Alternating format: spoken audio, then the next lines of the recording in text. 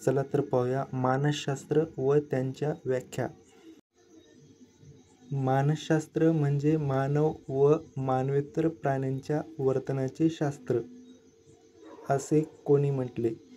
मानसशास्त्र म्हणजे मानव व मानवेतर प्राण्यांच्या वर्तनाचे शास्त्र. मॉर्गन किंग व रॉबिन्सन. पर्याय क्रमांक 1 मॉर्गन किंग व रॉबिन्सन. पुढील प्रश्न, मानसशास्त्र म्हणजे वर्तनाचा अभ्यास करणारे शास्त्र होय. ही व्याख्या कोणी केली? मानसशास्त्र म्हणजे वर्तनाचा अभ्यास करणारे शास्त्र होय. ही व्याख्या कोणी केली? तर जॉन बी वॉटसन. पर्याय क्रमांक 3. व्यक्तीचे वर्तन म्हणजे परिसराच्या संबंधात घडून येणारा व्यक्तीचा प्रतिक्रियात्मक व्यवहार होय. व्यक्तीचे वर्तन म्हणजे परिसराच्या संबंधात घडून येणारा व्यक्तीचा प्रतिक्रियात्मक व्यवहार होय. तर ही व्याख्या वुडवर्थ यांनी केली. पर्याय क्रमांक 3. मानसशास्त्र हे वर्तन आणि अनुभवाचे विज्ञान आहे. या ठिकाणी मानसशास्त्र फक्त असे, तर मानसशास्त्र हे वर्तन आणि अनुभवाचे विज्ञान आहे, असे कोणी म्हटले? मानसशास्त्र हे वर्तन आणि अनुभवाचे विज्ञान आहे. स्किनर. पर्याय क्रमांक 2 स्किनर. पुढील प्रश्न, मानसशास्त्र वर्तनाचा वैज्ञानिक तपासणीशी संबंधित आहे. मानसशास्त्र वर्तनाचा वैज्ञानिक तपासणीशी संबंधित आहे, असे कोणी म्हटले? मानसशास्त्र हे वर्तनाचा वैज्ञानिक तपासणीशी संबंधित आहे. तर म्यून्स यांनी म्हटले. पर्याय क्रमांक 1. पुढील प्रश्न, मानसशास्त्र म्हणजे मानवी वर्तन आणि मानवी संबंधाचा अभ्यास होय. मानसशास्त्र म्हणजे मानवी वर्तन आणि मानवी संबंधाचा अभ्यास होय,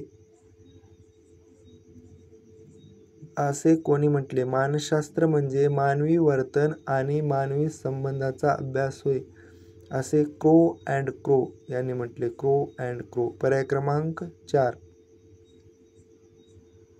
मानसशास्त्र म्हणजे वर्तन आणि मानसिक प्रक्रियेचा शास्त्रीय अभ्यास होय, असे कोणी म्हटले? मानसशास्त्र म्हणजे वर्तन आणि मानसिक प्रक्रियेचा शास्त्रीय अभ्यास होय. तर रॉबर्ट एस फेल्डमॅन यांनी म्हटले, मानसशास्त्र म्हणजे वर्तन आणि मानसिक प्रक्रियेचा शास्त्रीय अभ्यास होय. मानसशास्त्र हे मानसिक जीवनाचे विज्ञान, त्यातील घटना आणि त्यांच्या परिस्थितीत दोन्ही होय. मानसशास्त्र हे मानसिक जीवनाचं विज्ञान, त्यातील घटना आणि त्यांच्या परिस्थितीत दोन्ही होय. तरी विल्यम जेम्स यांनी म्हटले. पर्याय क्रमांक 1 विल्यम जेम्स. मानसशास्त्र हे तथ्य किंवा घटना किंवा स्वतःचे विज्ञान आहे. मानसशास्त्र हे तथ्य किंवा घटना किंवा स्वतःचे विज्ञान आहे, असे कोणी म्हटले? तर पर्याय क्रमांक 2 जॉन ड्यूई यांनी म्हटले की मानसशास्त्र हे तथ्य किंवा घटना किंवा स्वतःचे विज्ञान आहे.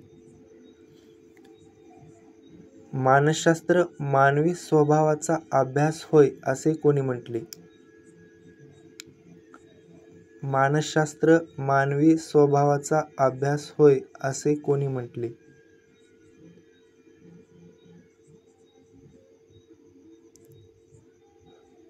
तर पर्याय क्रमांक 4 बोटिंग, लॉन्गफील्ड आणि वेल्ड यांनी म्हटले की मानसशास्त्र मानवी स्वभावाचा अभ्यास होय. मानसशास्त्र आहे या ठिकाणी. तर मानसशास्त्र हे अनुभव व वर्तनाचे शास्त्र होय, अशी व्याख्या कोणी केली? मानसशास्त्र हे अनुभव व वर्तनाचे शास्त्र होय. तर पर्याय क्रमांक 1 मन यांनी केली. मन यांनी म्हटले की मानसशास्त्र हे अनुभव व वर्तनाचे शास्त्र होय. मानसशास्त्र म्हणजे मानवी वर्तन व समायोजन यांचा वैज्ञानिक अभ्यास होय. मानसशास्त्र म्हणजे मानवी वर्तन व समायोजन यांचा वैज्ञानिक अभ्यास होय, अशी व्याख्या कोणी केली? मानसशास्त्र म्हणजे मानवी वर्तन व समायोजन यांचा वैज्ञानिक अभ्यास होय, अशी व्याख्या क्रूज यांनी केली. पर्याय क्रमांक 4. मानसशास्त्र म्हणजे अबोध अवस्थेचा अभ्यास करणारे शास्त्र आहे. मानसशास्त्र म्हणजे अबोध अवस्थेचा अभ्यास करणारे शास्त्र आहे, अशी व्याख्या कोणी केली? तर पर्याय क्रमांक 1 डॉक्टर सिगमंड फ्राइड यांनी मानसशास्त्र म्हणजे अबोध अवस्थेचा अभ्यास करणारे शास्त्र आहे, अशी व्याख्या केली. मानसशास्त्र म्हणजे आत्मतत्व संबंधीचा अभ्यास होय. मानसशास्त्र म्हणजे आत्मतत्व संबंधीचा अभ्यास होय. तर अशी व्याख्या कोणी केली?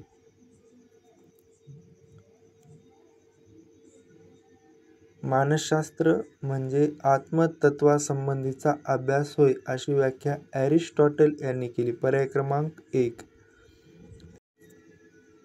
पुढील प्रश्न. मानवशास्त्र म्हणजे मानवी मनाचे अनुभवधिष्ठित व वर्णनात्मक शास्त्र आहे. या ठिकाणी अनुभवधिष्ठित असेल बहुतेक. तर मानसशास्त्र म्हणजे मानवी मनाचे अनुभवधिष्ठित व वर्णनात्मक शास्त्र आहे. तर अशी व्याख्या मॅकड्युगल यांनी केली. मॅकड्युगल. पर्याय क्रमांक 1. मानसशास्त्र म्हणजे बोधात्मक अनुभवाचे किंवा जाणीवेचे शास्त्र आहे.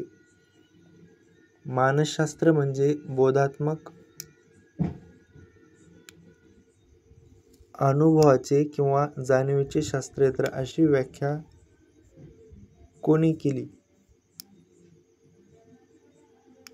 तर पर्याय क्रमांक 1 विल्यम वुंट यांनी केली.